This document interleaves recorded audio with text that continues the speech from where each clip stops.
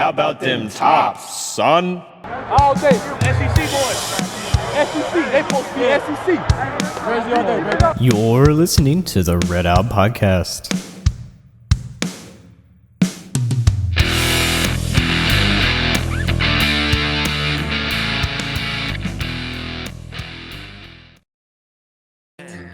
Nine, 8, 7, 6, 5, 4, 3, 2, 1. Welcome into another Red Out Podcast. Got some Weeknd going here, which, by the way, I am so old. I didn't even know who this was in the Super Bowl, but I do know this song. Got a full house tonight. Not completely full, but at least half full.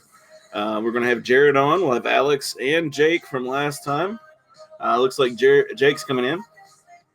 And, he's calling. Maybe I put the wrong email in. Hey, buddy.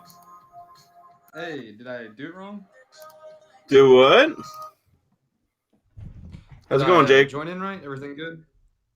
Yeah. You're good. How can you hear me? See if I can get Jared and them in here real quick. No, you sound good. All right, Let me get Jared. Let me see if I can get Jared on the line. But while I'm doing... Go ahead. Oh, I was just saying, last time there was some points where it was kind of hard to hear me, so I was like, just making sure I got my mic figured out before we get started up today. Oh, you sound great. But as always, guys, make sure to like, share, and subscribe. Do all that good stuff on the different platforms. We appreciate your support. We're going to start talking. Let's see. We got Alex coming in. We got Jared in. Hey. There we go. Excuse me. I'm sorry. And let's see if we can get Alex on here. But I guess what we'll do first is we'll talk winners and losers. First loser, Jared, because Tom Brady won. Yep. Well, honestly, just everyone that's tired of Tom Brady is a loser. There was something this is probably horrible to say. I don't know if you saw the video of their celebration where Tom Brady threw the Vince Lombardi trophy over the water to Rob Gronkowski. I wanted him to drop it so bad. That would actually be because really funny. If you think about it, if the Vince Lombardi belongs to anyone, it's Tampa Bay. So it deserves to stay there. They could have it needs to stay in the Bay. Yes, literally. That would probably have been one of the few times that he dropped a pass from Tom. I'm just saying. Yeah. Well, knowing him, it's a miracle he hasn't spiked the darn thing. Oh my gosh, yes, that would have been the greatest thing too. He caught the trophy and just spiked into the water. Yeah. Yes, it's a force of habit. Yeah. Or even they threw it to him over a parking lot and he just smashed into the ground and everybody be like, "What?" Well, I mean, it's solid metal though. I don't think it probably put a dent in the concrete. It's probably it's not as bad as the college football. Oh, like the old ones, like the glass. Yes, God, those terrified me.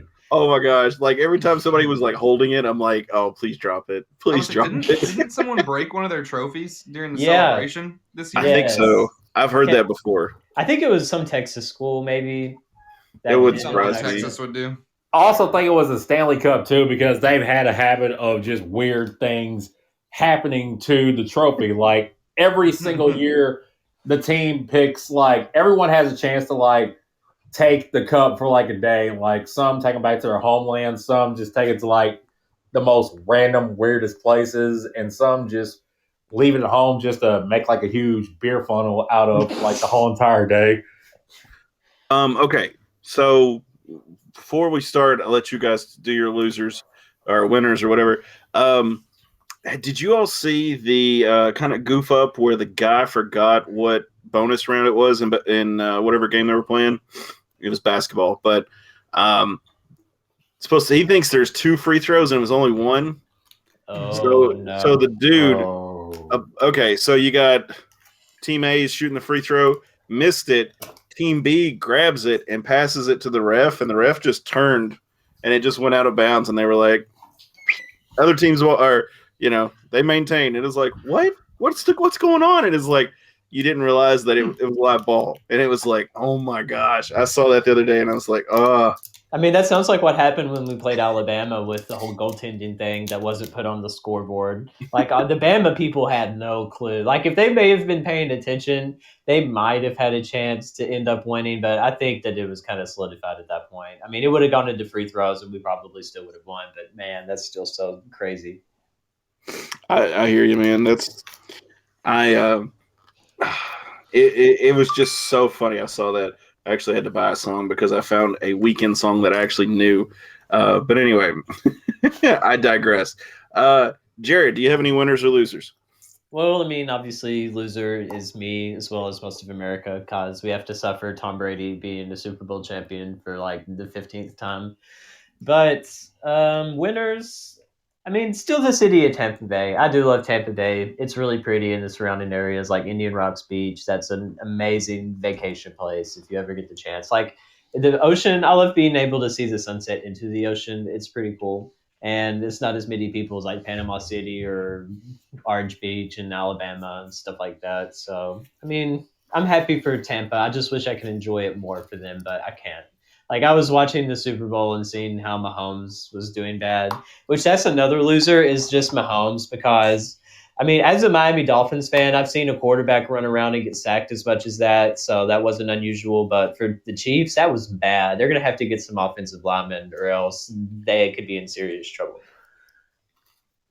I definitely agree with that. Like the whole entire season, their run defense has been suspect, but they've struggled with the offensive line so much because one of their players, Laverne Tardif, he actually opted out before the season even started because he actually has a doctor's certification in Canada. So he stayed in Canada to help slow the spread of COVID and to work with healthcare workers to pretty much combat the pandemic. And then also they lost like maybe two backups who were significant depth last year, the free agency. So it was just a bunch of internal issues that just came to a halt, which at this point, you got to be surprised. Like, even with the slowed down run defense and then the offensive line problems, like, they made it this far. Like, Well, and then my thing is with you're talking offensive line problems, they had when the center went down this past week being exposed to the barber who had COVID, which, by the way, completely sounds like Tom Brady sent that barber there. But I digress. They had to switch like 3 offensive linemen around. So they were not playing the normal position they had been playing. And another factor that I'm betting on was that Mahomes was limping pretty good towards the end of the game that I saw. Did you all notice that too, or was it just me? It's his turf toe problem. He's Yeah. getting surgery. Yeah. And that's what they told you in the game that he's supposed to have surgery and stuff.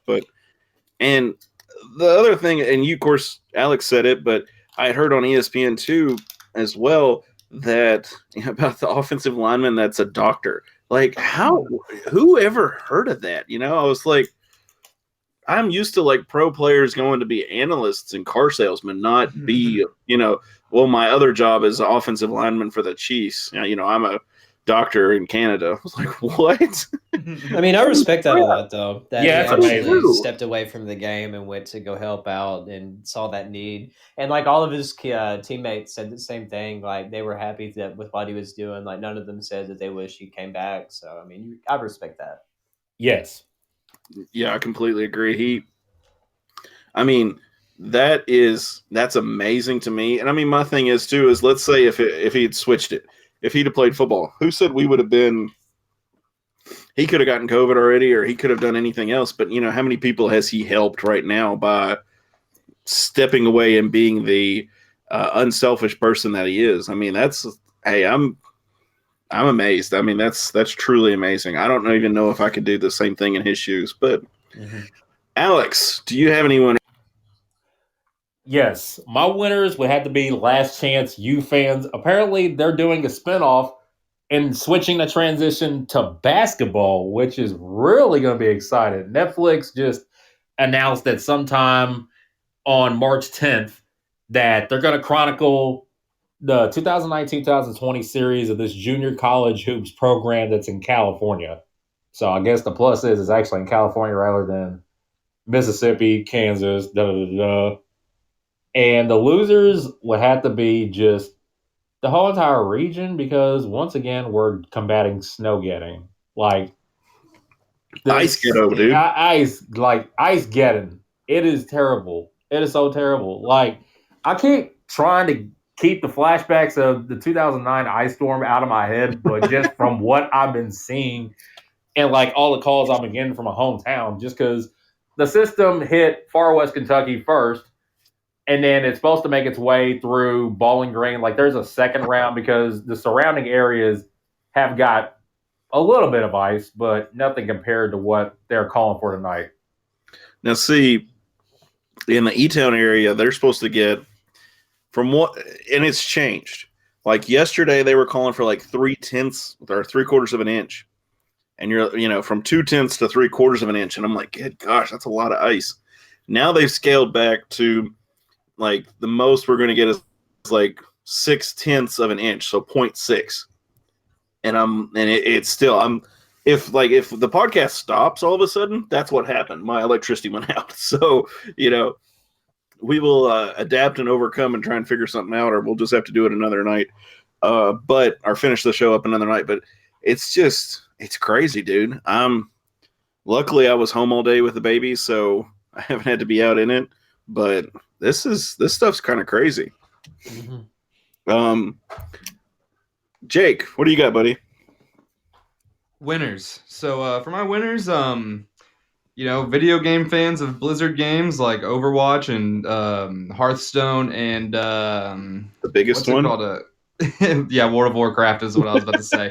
I was saving the best for last. There you go. BlizzCon coming up at the end of the week and start of next week. If I'm not, they're calling it BlizzCon Line now because obviously they can't do the whole format in person, huge gaming convention. So yeah, I'm just gonna throw one out for all the gamers out there. Yeah, big winners. Overwatch gamers, big news coming. World of Warcraft, probably big news coming. Hearthstone, I'm not really sure, but probably big news coming. Yeah, so could be, yeah. Winners. And my losers is just gonna be one man. It's gonna be Draymond Green for throwing up a half-court shot with 6 seconds left, and Steph Curry looking at him like, "Man, you're not me." That's so Draymond. Yeah, it was. I just remember because it looked like what it looked like is that he thought he was going to get fouled, and it was good on the Spurs guard. I want to say it was DeJounte Murray. I think I pronounced that right. I'm not sure, but he reached in and then pulled his hands back real quick, and Draymond just threw one up because he thought he was gonna get fouled, and then it just made Draymond look like a fool. So smart play by Murray there. Mm-hmm. That's hilarious. That's great. So I guess we'll start out with the biggest thing is the Super Bowl. Did you all watch the full game? Absolutely. I watched about until midway through the third quarter, and then I was like, screw this, I'm going to play RuneScape, and I did that instead. Hey, RuneScape, though. Old school RuneScape, not the new. Not the new. Forget the new. My man Jared, dude. Yes. You got to add me on there. I'll send you the deets afterwards. Please do. Because that's what I did when I was in quarantine with COVID. I started back up on, I think I went from level 3 to 70 in 2 weeks. Oh my gosh, yeah. That's not good. But hey, I mean, that's all you had to do. That's all you could do, right? So, I mean, I could do that guilt-free, and I was getting paid for it. So, I mean, that's like a dream come true. I was getting paid to play old school RuneScape for 10 hours a day. That is a dream. That's like living in Venezuela without the poverty. Mm-hmm. There you go.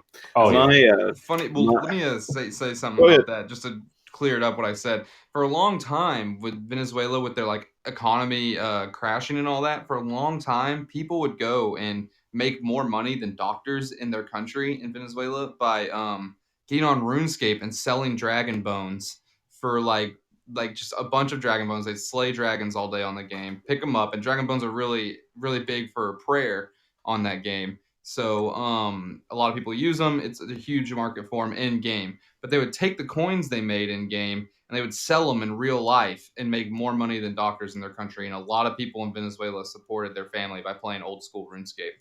Yeah, that's crazy. Hilarious, dude. Oh my gosh, I never knew that. Yeah. See, this is an educational podcast. You learn all about RuneScape and Venezuela, and you didn't even know it. The Sunday nights are a very busy time in my house. Between feedings and bath time in bed, I got to watch probably like Jared, like to the like mid of the third, and like what it was. Of course, my daughter's been having issues with sleeping alone, so she's been wanting to sleep with mom and dad. So, so I fought with her till after 10 o'clock trying to get her to sleep in her bed that night, and she wouldn't do it. But I ended up just checking the score later, and I was like, Mahomes they didn't even score. I think the greatest meme is the airplane meme landing on the runway, and it's like, this is the only time the Chiefs touchdown. I was like, yeah, that's pretty true. But just some observations from my point of view. Brady does what Brady does. My best analogy I can think of is like if you have a bodybuilder who's fighting somebody who knows judo, for instance. The judo person will win 9 times out of 10 because they know how to use their strengths, and that's Brady. Like He knows how to use his strengths. Do it. Like throw to Gronkowski. Like I think anybody can make a good living throwing the ball to someone that's 6'7", but that's he's throwing to. I mean, he's throwing to Gronk. He's throwing to Antonio Brown, and they had Fournette who was running back for him.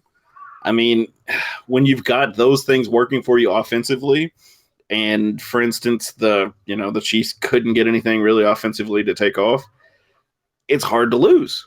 So, I mean, that's just my observation. And also, I don't know how you guys feel about this, but I thought it was kind of ridiculous the way the refs kind of took over, like towards before halftime with all of those Chiefs pass been holding all interference. year. Yeah, Finally got caught. That referee crew, the Chiefs should have known. I just have to step in at this because the Chiefs should have known they can't pull the same BS they've been pulling all year with holding people. We had multiple wide receivers in the league tweeting about, Chiefs been holding all year when all these penalties come out. I retweeted a few, but Chiefs got to know that the referee I can't remember his name, but the referee who was the head referee, his officiating crews have the 4th most holding calls in NFL history. He throws the holding, especially defensive holding. Chiefs got to know that, and they can't get caught literally tripping Mike Evans, grabbing people in the end zone. They just can't do it. They just can't. Well, some of those put your hands on them. You To can't me- put your hands on them. Yeah, to me, go ahead. Sorry. Yeah, my bad. The only questionable one follow-up was the one that Tyrann Mathieu picked off, but I can understand why the flag was thrown because if you watch the replay, the hand of the defender goes and grabs Mike Evans by the neck. And the moment you put your hands under the face mask, near the face mask, it's a flag, no matter what, for a referee. And that real time, they're humans, they make decisions. I mean, it was questionable, but at the same time, the hand goes to the face mask, it grabs the neck. That's a flag every time in today's NFL. Jared, what's your rebuttal? Well, I was going to say that a lot of those defensive pass interference calls, like most of those weren't even catchable balls to begin with, so they shouldn't have called that, in my opinion. Like there was one that was thrown out of the end zone that they called it where it was well above his head. He couldn't have caught that. So that was called a holding, though. Well, it was still dumb. It's a bunch of crock. I mean, it's home cooking. That's what I believe. I mean, uncatchable. The thing about uncatchable ball, it only matters for pass interference, and there was only one pass interference thrown all night. So you can still hold on an uncatchable ball by the NFL rule. And book. Tampa Bay also played in their own hometown arena too. So that's all I'm gonna say. Yep. Well, and of course, there's another thing. There's actually something else I heard too, was that typically refs will let the Super Bowl go. If you get what I'm saying, they will not call as many holding, et cetera, calls during a Super Bowl game as they normally do. And that's what I heard in defense of the Chiefs, that typically they kind of let them play, so to speak. Does that excuse it? No. Once they started making those calls, I think you have to adjust. That's just my opinion. Yeah, they did adjust by not playing defense. Evidently. This is the first. For those of you who watch the Super Bowl, you've heard this already, but this is the first time that Patrick Mahomes has lost by double digits since he was at Texas Tech. That's insane. It is insane. That was a crazy stat that I heard. I was like, oh my gosh. And I think it's like the first time the Chiefs haven't had a touchdown in like God knows when. I mean, probably dating before Alex Smith. Yeah. Probably right. But here's a question I have for you guys real quick. Is like, what did you think about the commercials? Because personally, to me, I didn't really have many that like really stood out to me. What did you think? Did you have a favorite? Okay, hold on. Let me go first because Jared's going to go crazy. My favorite was the Tom Brady Gronk commercial. Which one was that? The T-Mobile where Gronk's telling him to retire and Tom Brady's like gets the signal and it's like, if you retire now, they're going to think you're soft. You need to come down to Florida and win another one. And he's like, what? You know, because it's just that easy. I love that commercial. If you haven't seen it yet, look it up. It cracks me up every time. But I digress. Jared, you want to take it? I mean, I was just asking you because I don't even remember half of them. I mean, I've seen some, like the ones with Tracy Morgan were pretty good. Alex, what do you think of them? They were not bad for just everything that was allotted. Like a few giants in the commercials backed out and just donated the money instead to COVID relief. But my two favorites. But then they did poor commercials. Yes. Maybe. But my two favorites. But my two favorites would have to be the Cheetos. Yeah, the Cheetos commercial with Shaggy making an appearance with his song "It Wasn't Me," but this time he was accompanied by Ashton Kutcher and Mila Kunis, which was just doing like a playful quarantine little argument, just like things around the house. But the thing was, Mila was actually eating the Cheetos. So whenever Ashton asked, like, where did this Cheeto print come from, or how did this Cheeto spot end up on the top of the door, Milo would just reply, it wasn't me. And Shaggy was literally just the mediator, which he appeared like 30 seconds after the commercial started. And the second one would have to be the Wayne's World with Cardi B one. That was a literal mess, but I'm like, you know what? It's not bad. Those are both pretty good. Jake, which ones did you like, bud? Honestly, I pretty much agree with Alex here. The Mila Kunis and Ashton Kutcher one with Shaggy, and it was great. I loved it. That was the only commercial I can really like sticks out to me, and I really remember is like sitting there and I like laughed. Me and my dad were watching it together, and we kind of laughed. But like on the other spectrum of things, Alex, anything with Cardi B in it, hard pass from me. Hatred, immediate blood boil. Cannot watch it. We literally, when we saw she was in the commercial, we literally changed the channel for a minute and then brought it back to the channel. I don't blame you one bit. It's just the voice that does it for me. Like, I mean, otherwise, I don't have any problems with Cardi B. It's just the note, like the voice that kind of just like turns me off. So it's like, she's. So I will say this though. I would rather like I also agree with you. The voice of Cardi B, that is one of the reasons. That is like the main reason why I think she's so annoying. A lot of other things though, but that's not for right now. But right. I will say she's the second most annoying person in the world to me, besides Patrick Mahomes' fiance. Hate that woman. Cannot stand her. I think you're actually missing someone, and that's Snooki from Jersey Shore. Now Snooki's calmed down. We're good. Well, yeah, because she's out of the spotlight. But yeah. Oh God, y'all thought Cardi B was worse. Snooki was just terrible. I agree with that. Snooki was out there, but I didn't watch Jersey Shore that much growing up. I didn't either, honestly. So I wasn't really like. That was like she was big in the time before a time I was invested in like social media and all that stuff. So she didn't get the full effect from me. I did go back and watch, kind of on YouTube, like top commercials. I did like the Brad Garrett commercial. Did you see that where he was Tony Baloney? Yeah. Fighting Jimmy John's? That was hilarious. Yeah, I'm not answering. Sorry. But anyway, and Tony Baloney was funny. The Eminem ones was okay.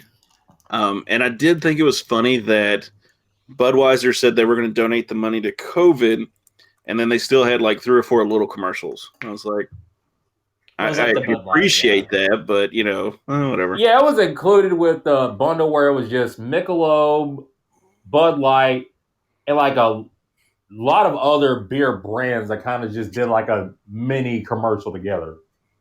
Hey, that's fine. I mean, it doesn't bother me either way. As far as I'm concerned, like the commercials were like a B. You know, they weren't really like something like, oh my god, that's hilarious. But it wasn't anything that I was like, that sucked. You know what I'm saying? I would give it a C because in years with everything streaming, I'm pretty sure it's just going to be a separate little interface for the commercials, and then it's just going to cut to like random on-field shenanigans until like the media timeout goes out. I agree. So other sports, real quick. We'll talk volleyball for a second. Volleyball beat Florida Atlantic in their series. They swept them basically. Both won all 3 sets in both of those. Men's golf played, which I didn't even know like they could play right now. They won against. Where'd they? It won't let me select. Let me see here. Let me see if I can pull up the calendar real quick.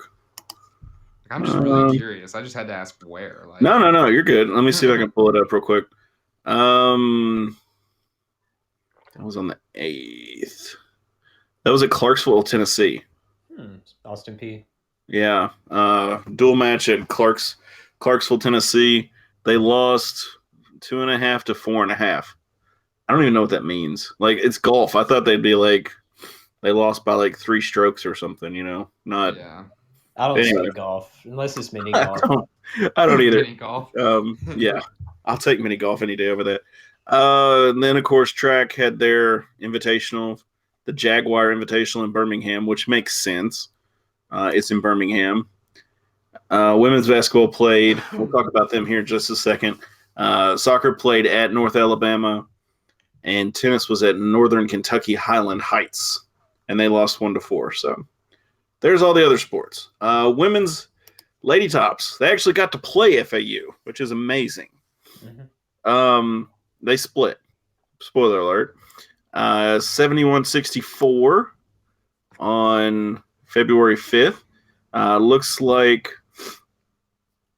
to me FAU led till half, and then Western came out big and kind of just controlled the ball game. They did really well.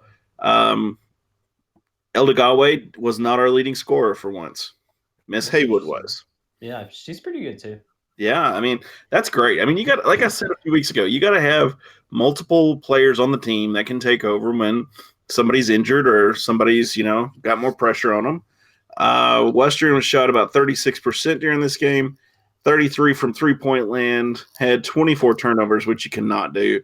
But they got 59 rebounds, which, good God, that's a lot of rebounds. Yeah. Way to go, ladies. And of course, on the other side of the ball, the other game, they played on the 6th, and they lost 75-70. Shot 41 and 40% from three-point land. Had 19 turnovers. FAU had 20, which, whatever. I mean, I guess that's, as long as you're staying even with them, that's fine. And then rebounds, FAU just dominated the boards. 50 rebounds to Western's 37. I mean, and then, of course, if you look at the game flow, Western's basically just where the other night they just kind of took over and stayed on top. FAU just dominated them from about midway in the second quarter there. And that always drives me nuts when they do quarters in women's but halves in men's. Can we not like level that out and get that right? Actually, let's just meet in the middle and make it like 3, like hockey. Hey, that's fine. I don't even care. Elda Galway was our leading scorer on the 6th against FAU. She got 27 points, which bravo. The Egyptian from down low hitting those. That's great. Love it. It's always nice to have a good power forward like that can take those shots. So when was men's postponed?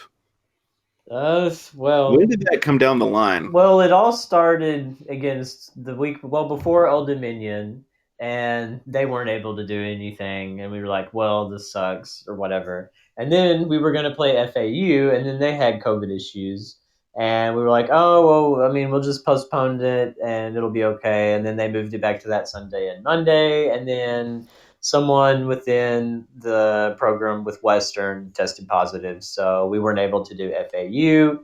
So now we play Rice this weekend. I hope that it's where we can actually play. They haven't played a game since middle on January 24th. So it's been a hot minute, and I think it's really important that they keep playing because North Texas is coming up pretty soon.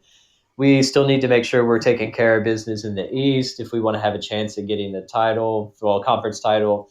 Because, I mean, there was a thing I shared on the Tower Rack Twitter today from an article on ESPN talking about all the bubble teams to watch for, and Western was on that list.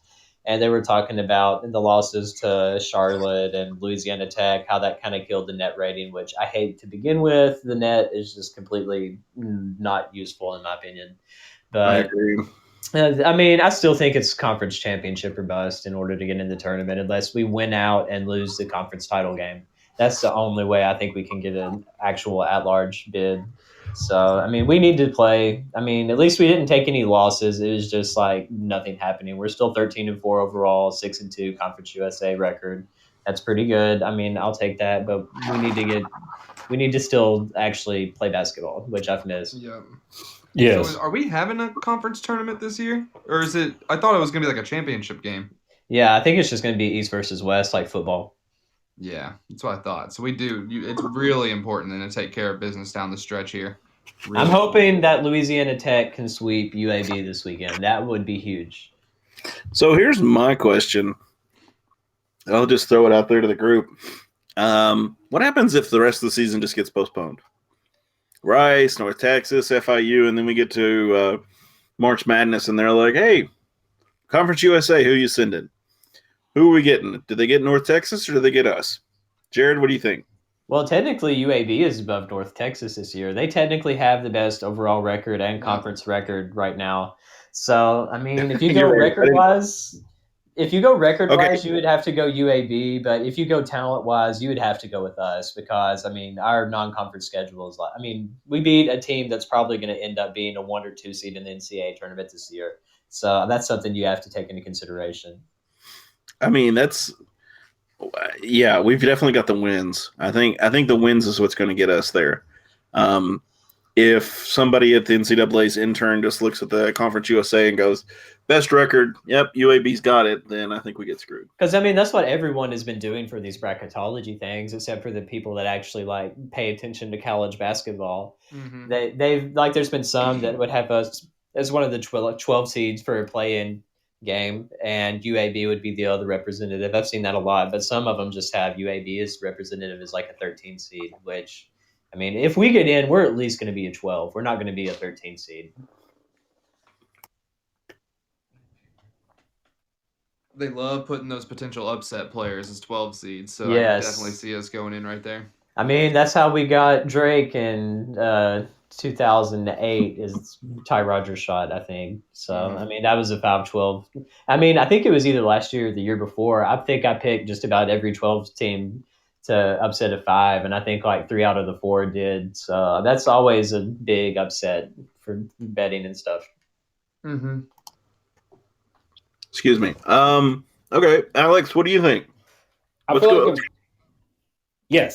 like if they're going to go with the number 1 seed in the conference to go, they're got to make it somewhat fair. I could see, like, if they were going to go East versus West, it would be us versus UAB, but make it a best 2 out of 3 because going into the conference tournament, you're going to play 3 or 4 rounds anyway, so why not just make it like, hey, best 2 out of 3 games, we'll just pick like a week for it. So if you win the 2 games, then that's your shot of going into the NCAA tournament. Honestly, hear me out. Let's just get rid of the rest of the remaining regular season games and just make it us versus UAB NBA style Game 7 series. Sign me up. I'd watch that. I would tune in every single night. I would too. I would love that. I think that'd be great.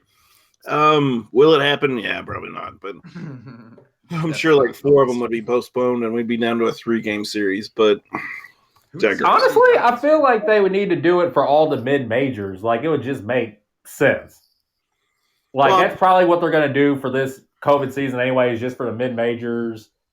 But I digress. I will say that if the basketball gods rob me of seeing the Hilltoppers play in Hinkle Fieldhouse this year in the NCAA tournament, I will be pissed. Royally pissed. So, what is your sacrifice to the basketball gods? Every other team in the Conference USA, all of them. Even Just, trade, just baby. take them instead. We have been overdue ever since Rick Stansbury has been our head coach. We have gotten screwed over or have had the worst case of luck that could be imaginable, like that Bearden layup and all that kind of stuff. Like we have just been screwed out of being in the tournament in so many different ways, shapes, and forms since we've gotten in Conference USA. It's been the one title that has eluded us since we've gotten here. We've gotten every other championship you can get in Conference USA that we are eligible for besides men's basketball. And of course, we're a basketball school. I still die on that hill traditionally. So we've got to get back in the NCAA tournament. We need a conference title just to get rid of that cloud that has been over this program since we've made that transition from Sunbelt. And the funny thing is a lot of people, rival schools, etc., want to talk about how, every time they say something about stands, it's always the dollar sign. Oh, yeah. But you would think if there was the money issue that would come in. Mm-hmm. Just saying, you would think that there would be some exchange that would make sure that we got in, Well, I mean, if Duke and Kentucky this year have shown us anything, is that you can have, like, on paper, talented recruits, but that doesn't mean that they know how to play together. Mm-hmm. Yeah, that's one of the big Hindenburgs this year in my Kentucky and Duke. I mean, that's just a garbage fire. Yeah, I mean, a lot of the Blue Bloods are just struggling this year. I mean, Kansas has been off. I know they lost to Kentucky lost to Arkansas by a point the other night. I saw. Yeah. That's just been the brunt of Kentucky basketball the whole entire season. Nothing but blown leads and 1-point losses. I'm just like, sucks. Sucks to suck. Yeah, that's fans booing their players. That's part of it too. Yeah. Hey, don't get me started on that route. Well, first off, that's a hill I'll die on. Is these kids are 18, 19, maybe some of them not even 18 yet. Playing a game. Just, Kentucky fans are some of the worst. They get some of the most grief for this, but they should. Like, I've heard horror stories from Rubber Arena of, like, fans that were actually trying to get into the game, and it's all these old people that sit in the lower levels that have money, and the environment there is just, like, completely terrible because of that. It is, because It really they've had the same tickets for 100 years, and they refuse to stand up. They refuse to, do the exciting, fun things at basketball games because they think it should be like, I'm coming on down to the show, sir. How's it going, sir? You coming to watch the game today? Oh, Lord, yes. Sure. Basically. I mean, that's basically what they're expecting. And even in football, their fan base is garbage. When we played them in what is now Nissan Stadium in Nashville, the last time that we beat them, like, they were so mad when they were leaving that.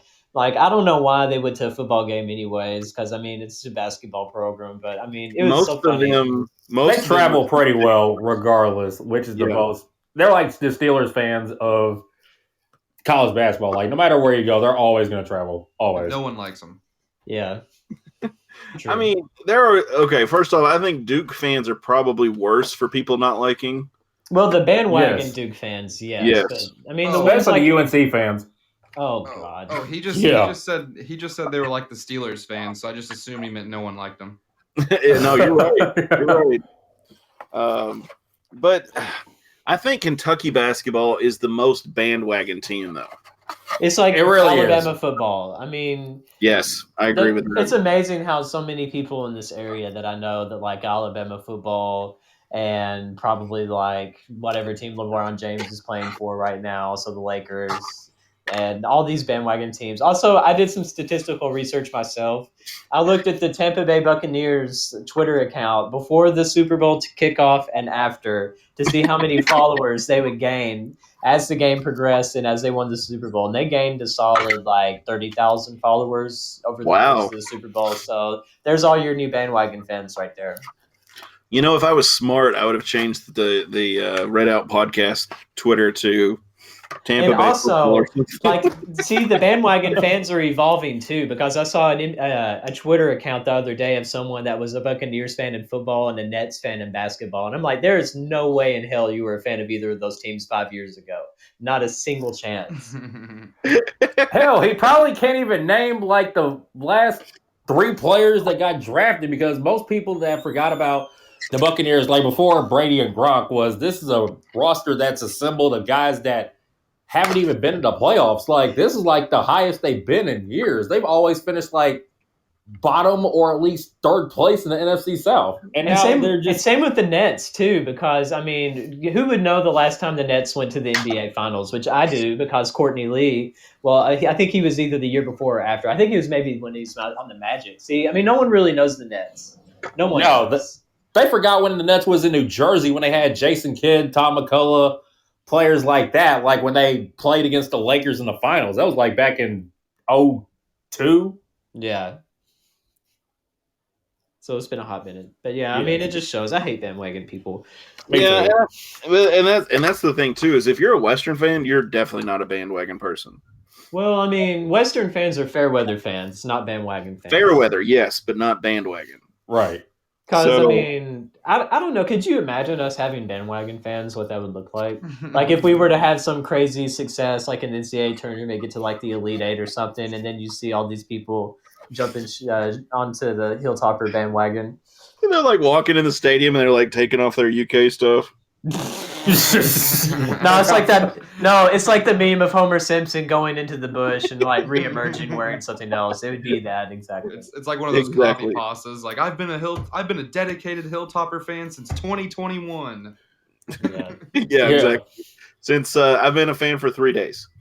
It'd be like me. Like, okay, so full discretion. Like when I go buy stuff, and my wife walks in and she's like, "When did you get that?" Oh, I've had that for a while. For instance, a while could be like 3 hours.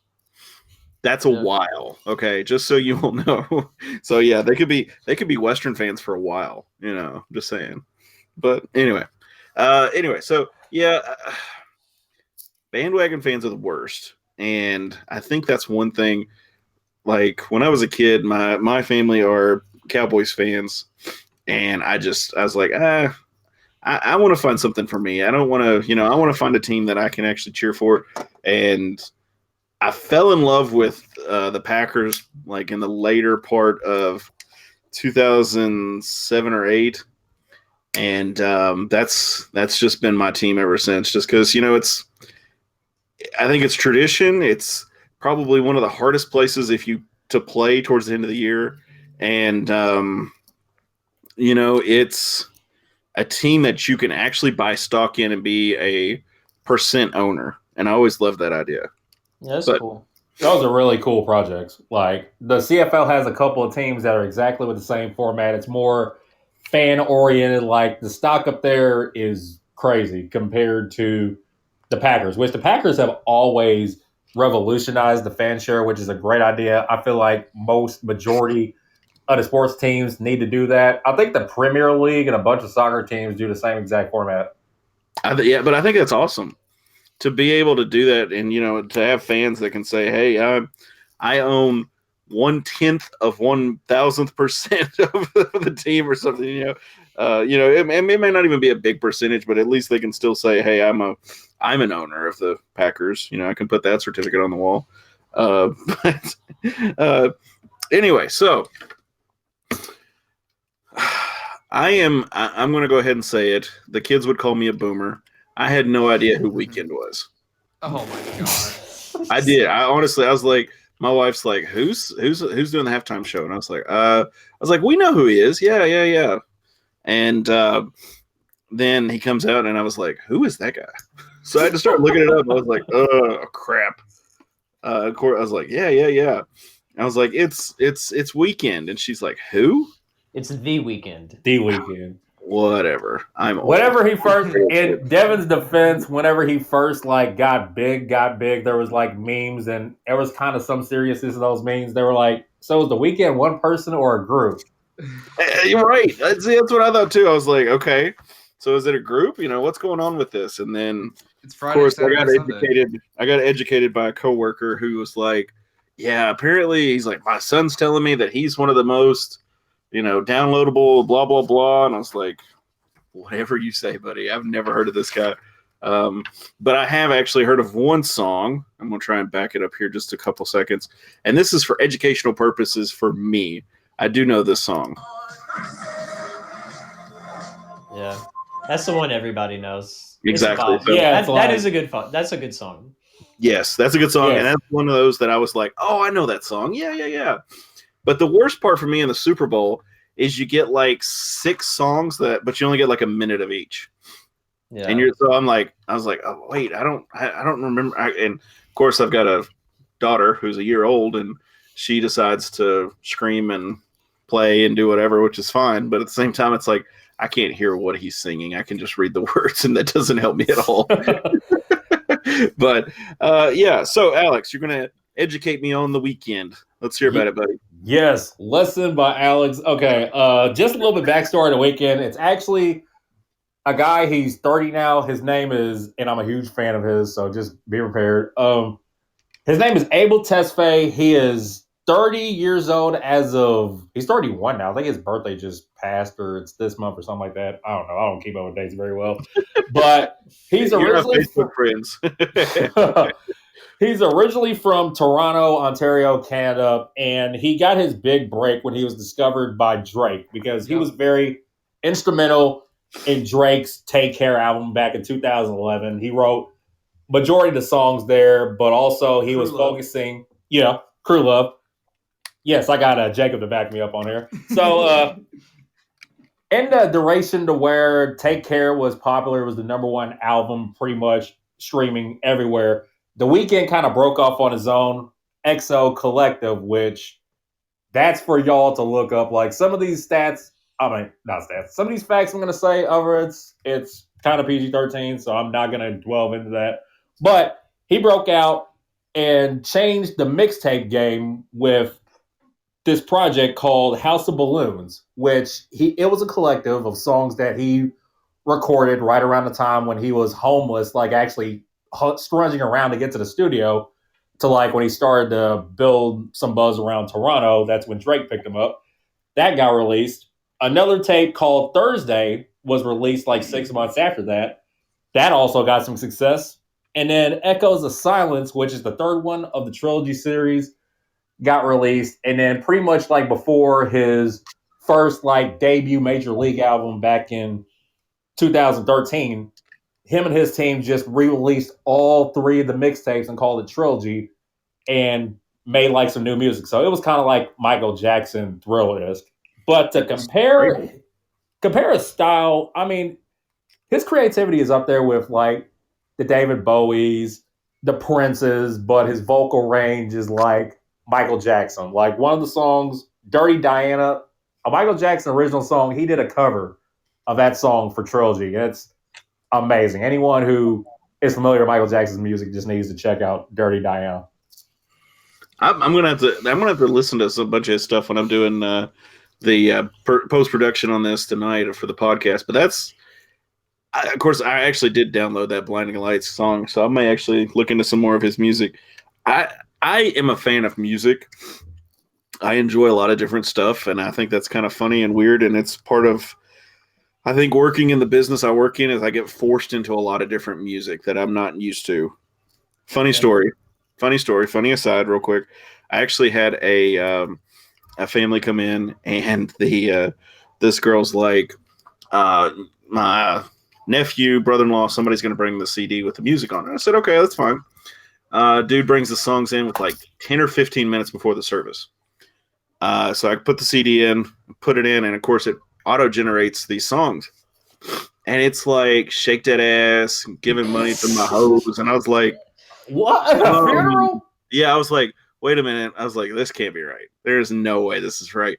So I ran in the other room and I grabbed the daughter and I was like, okay, I'll play these songs, but I want to make sure these are the songs you want to hear. And she looks at the computer screen and she's like, oh, hell no, I am not. And I was like, hey, I'm not judging. I just wanted to make sure that this is what you wanted. And she's like, hell no, where is he? She goes out there and gets him. And the guy's like, he's like, what? And she's like, that is not the CD. And he's like, oh, crap.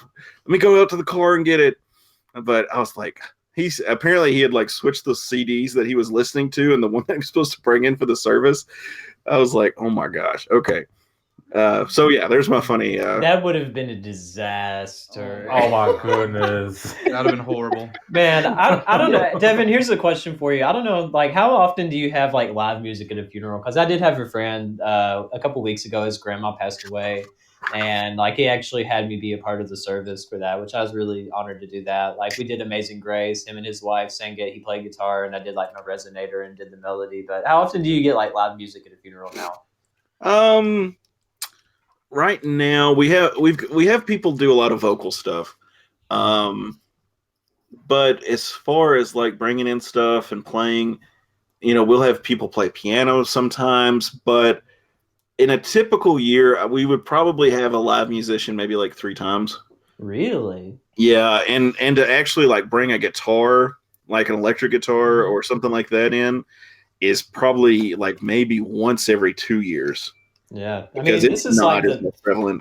with that, it was like the 3rd or 4th funeral I've done guitar for in Franklin. Now we've had services like at churches and stuff, and have a live band, but not at the funeral home. You know what I'm saying? Gotcha. So that's a very off the wall question, but it is relevant. no. Hey, it's fun. I don't mind answering it. And also, I can tell The Weeknd is a real musician because he was homeless at one point in his life, like most musicians are. I think I was gonna say I think that's part of the. It's a part of the experience. It's like Exactly. the rite of passage for a musician that's starting to begin. Humble beginnings or experience some form of homelessness. Hey, I can respect that though. That's awesome.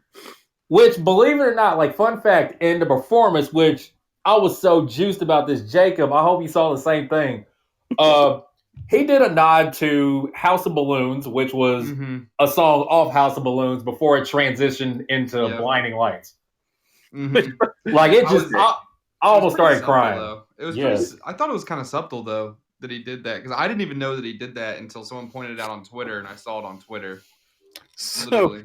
It's like a nod to his early years, because I'm just going to be honest, with The Weeknd's music, like it's progressed over the years, but if you go back into his older stuff, I'm just like, how the hell did he get selected to do Super Bowl performance?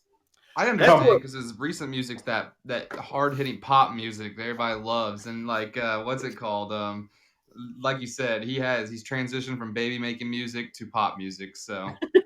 baby making party music, we'll just put it to you that way. Very extreme, like, you know what? I'm not responsible for the rabbit hole that you go down in. That's your own deal, but you'll be like, oh, okay. It's good, though. It's great music. Yes.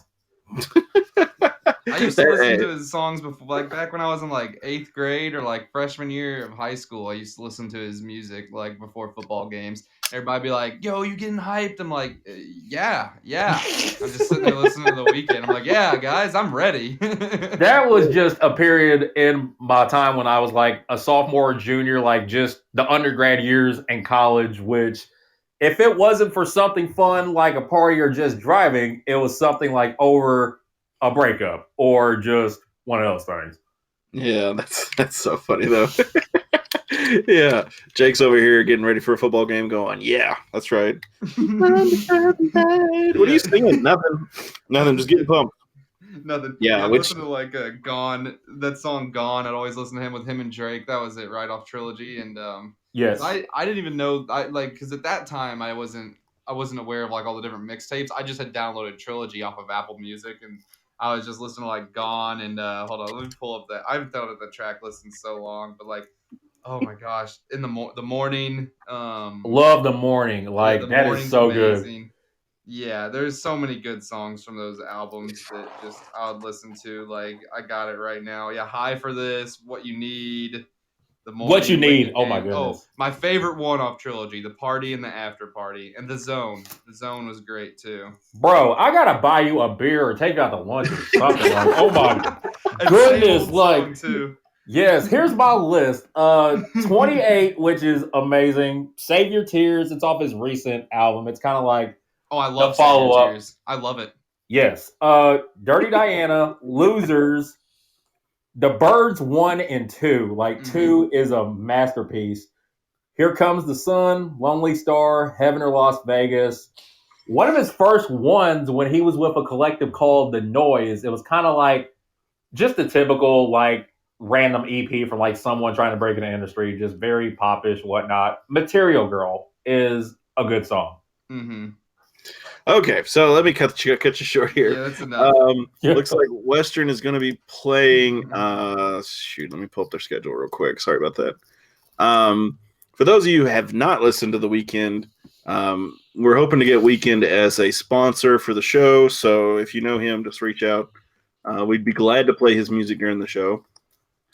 As long as he's paying me, I don't care. We're hoping to play Rice on the 12th at 8 p.m. and on the 13th at 6 p.m. And the 13th is Saturday, and that's looking to be on the CBS Sports Network. As long and God willing as there is no COVID issues with Western, we will be playing Rice. And it looks like it's at Western, so cross our fingers. Hopefully everything goes well. Because we need to at least play Rice before we play North Texas, I'm going to say. Do you all agree? At least get a game in? Oh, we Yeah. definitely Please. get a game. Please, Yeah. can we at least get a game? Yes. We got to get something to get this rust off. And I mean, at least with Rice, they're sitting at, well, actually, they're actually 12-8 on their side of the board, and they're 6-6 in conference. So, I mean, it could be a decent warm-up game for us against North Texas. But I digress. Check out the men's. Check out the women's. They're going to be playing at some point, too. Pull that one back up because I goofedly deleted or got out of all of these. Speaking of, you're talking about Drake and all those guys. Did you all see the Jake from State Farm commercial on the Super Bowl? Oh yeah. That was funny. That was a Yeah. good one too. It That was was a good one. good, and I was very annoyed at the same time afterwards for liking it because not only you had Aaron Rodgers and Patrick Mahomes, now you got Drake. So now it's just going to be an alternate universe between all three of them and the State Farm guy. Hey, I thought it was great. I was like, because it followed the rule of three in comedy. You had Aaron Rodgers with the big guy with the fro, and then you had Patrick Mahomes with Paul Rudd, and then you had Jake from State Farm with Drake from State Farm, which cracks me up every time. Sorry. Rice is going to be playing us the women's side on the 12th at 3 p.m. And then they will be playing on the 13th at 5 p.m. at Rice. These are both at Rice. So if you want to listen to the girls, I completely think you should. Check out the IMG Sports Network. You can listen to the game there. I don't know if there's a way to watch it. Do you all? ESPN Plus. Excuse me. Mhm. So you can watch the game on ESPN Plus. If you got a little girl at home who likes watching basketball or, plays basketball, let her watch these ladies. You all support them. They'll appreciate it. Western will appreciate it. And hopefully next Wednesday we'll have some games to talk about on the men's side. But as always, guys, sorry. Go Tops. Go Tops. Go Tops. Go Tops. Woo, I can see.